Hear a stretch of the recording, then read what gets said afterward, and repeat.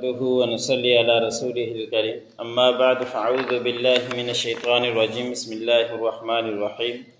وعلى الذين هادوا حرمنا ما قصصنا عليك من قبل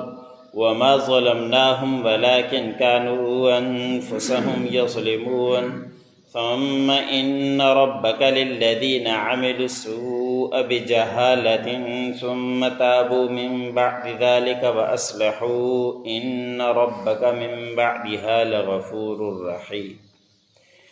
سورۃ النحل کا درس چل رہا ہے۔ اس سورت کی آیت نمبر 118 اور 119 تلاوت کی۔ گزشتہ آیتوں کے اندر اللہ رب العزت نے فرمایا کہ جو چیزیں اللہ رب العزت نے حرام کی ہے اس کو حرام ہی سمجھنا چاہیے، کہ جیسے مردار ہے اور جانور کو ذبح کرنے کے بعد جو خون بہتا ہے اس کا وہ خون حرام ہے، اور ایسے ہی خنزیر کا گوشت، خنزیر کی ہر چیز سے بھی نفع اٹھانا حرام ہے، اور جو جانور اللہ کے علاوہ کسی اور نام پر ذبح کیا گیا ہو وہ بھی حرام ہیں۔ اور پھر کچھ لوگ اپنی طرف سے کسی چیز کو حلال کر دیتے تھے، منافقین مشرکین، اور کسی چیز کو حرام کر دیتے تھے، تو اس کے متعلق کہ اللہ رب العزت نے تنبیہ بیان فرما دی کہ اللہ کے اوپر افتراء کرتے ہیں، اپنی طرف سے کسی چیز کو حلال قرار دے دیتے ہیں، اپنی ہی طرف سے کسی چیز کو حرام کر دیتے ہیں، یہ اللہ رب العزت کے اوپر جھوٹ گڑھتے ہیں، اور جو اللہ رب العزت کے اوپر افتراء کیا کرتا ہے وہ پھر کبھی بھی کامیابی نہیں پا سکتا۔ پھر اللہ رب العزت نے فرمایا تھا کہ یہ دنیا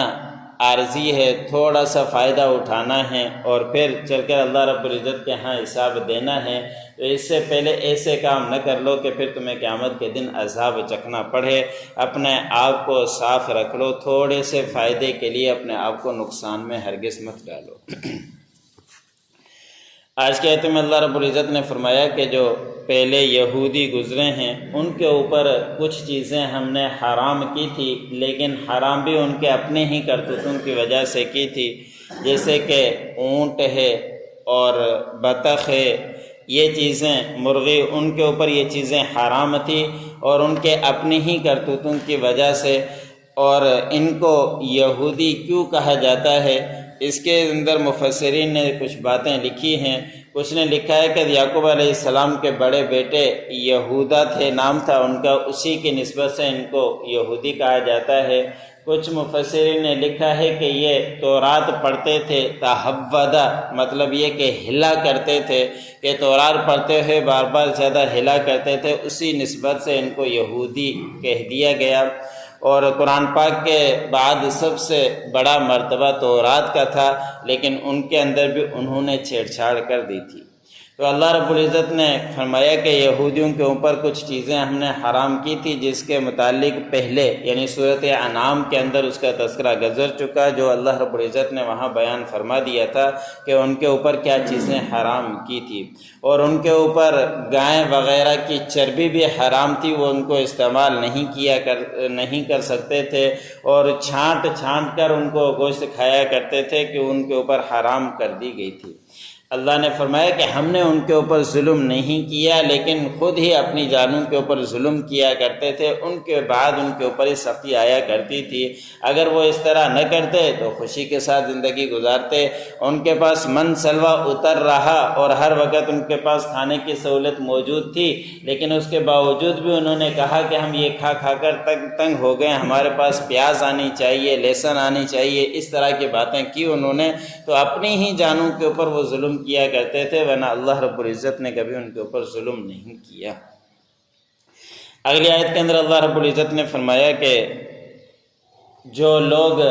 زمانہ جاہلیت میں یا نادانی کی وجہ سے برے کام کیا کرتے تھے، برے عمل کیا کرتے تھے، جو کافر لوگ تھے اس سے پہلے برے کام کیا کرتے تھے، پھر انہوں نے توبہ کر لی، اور کئی صحابہ اکرام آپ صلی اللہ علیہ وسلم کے پاس آئے اور انہوں نے اسلام لانے کے بعد یہ تذکرہ کیا تھا کہ ہم نے ایمان لانے سے پہلے بہت ہی برے کام کیے، ہم نے فلاں برا کام کیا، ہم نے فلاں مسلمان کو شہید کیا تھا، کہ ہمارے لیے کوئی معافی کا ہے؟ ذریعہ یا نہیں ہیں، تو اس کے اوپر اللہ رب العزت نے آیت نازل فرما دی کہ جنہوں نے نادانی کی وجہ سے اور جاہلیت کی وجہ سے کچھ غلط کام کیے تھے لیکن اس کے بعد انہوں نے توبہ کر لی اور انہوں نے اپنی اصلاح کر لی، تو بے شک آپ کا پروردگار معاف کرنے والا اور رحم کرنے والا ہے۔ حدیث مبارک میں آتا ہے کہ جس نے کفر کے اندر زندگی گزاری اور 100 سال تک زندگی گزاری، آخری وقت میں اس نے زبان سے کلمہ کہہ لیا تو اس کے پچھلے تمام گناہ معاف ہو جاتے ہیں، وہ جیسا کہ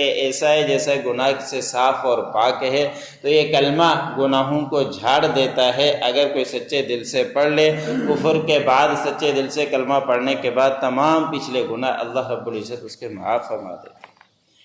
وَعَلَى الَّذِينَ هَادُوا حَرَّمْنَا مَا قَصَصْنَا، اور ان لوگوں کے اوپر جو یہودی تھے ہم نے حرام کر دی تھی ان کے اوپر جو آپ کے اوپر بیان کی اس سے پہلے۔ وَمَا ظَلَمْنَاهُمْ، ہم نے ان کے اوپر ظلم نہیں کیا، وَلَكِنْ كَانُوا أَنفُسَهُمْ يَظْلِمُونَ، لیکن وہ اپنی جانوں کے اوپر خود ہی ظلم کیا کرتے تھے۔ ثُمَّ إِنَّ رَبَّكَ لِلَّذِينَ عَمِلُوا السُّوءَ بِجَهَالَةٍ،